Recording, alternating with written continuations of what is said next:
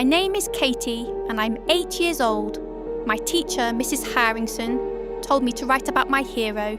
My hero is my mummy. I live with my mummy in a little white house in the middle of a street.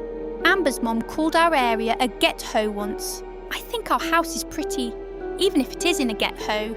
My mummy is really pretty. She has long black hair that is always shiny and never curly. She has skin like Snow White, and Daddy says she came from a storybook too. Mummy hit him in the arm when he said that. She has really pretty eyes that aren't like any other mummies. They are like kitty eyes. Mummy wears sunglasses when we are out, so no one sees them. I think other girls' mummies would be mad that they don't have such pretty eyes. The people next door were always weirdos who would stare at me when I would go play outside. They were always men and never had any girls around. Mummy told me I was to never go near the house next door or the men, and she would always get a mean face around them. One night I was in bed when I heard a loud noise. It scared me, so I hid under my covers with my stuffed pony Wiggles. He has a horn that glows and keeps the monsters away. I heard Mummy shouting at someone to get out, and then Mummy stopped, and the men were calling out for me. One of the men finally pulled my bed away and tried to grab me, but before he could, my mummy came in. She had a lot of dark, red stuff on her forehead and looked really mad. One time I broke one of her favourite cups and she got really mad. But when she saw the men, she looked even madder than that. One of the men swung a bat at Mummy. She grabbed it and snapped it in half. Then she made a loud sound, like a car that stops too fast and leaves the black marks on the road. The men covered their ears and backed up, but I didn't. I liked the sound.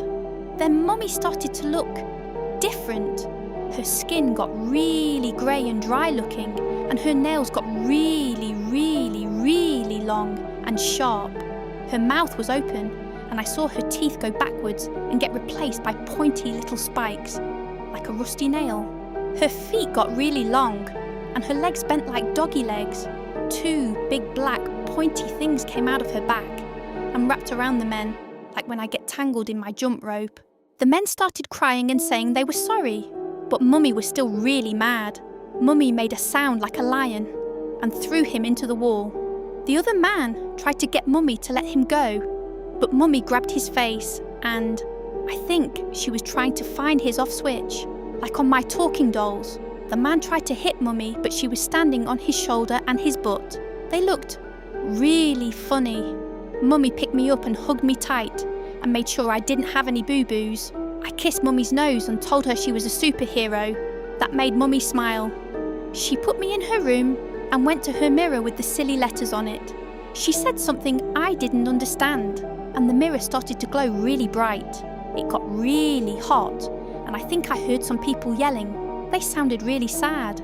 Daddy came out of the mirror and Mummy told him what happened. He looked really worried and made sure I didn't have any boo-boos. He was really warm and his hairy hands smelt funny. Daddy has the head of a fox, but his nose still looks like a doggie's. His horn started to glow like Christmas tree lights when Mummy told him there were more men in the house. Daddy has curly horns just like his hair. This document was found among the remains of a residential home in an urban area. Upon investigation, police found the remains of 23 registered sex offenders, along with evidence of an underground child trafficking ring.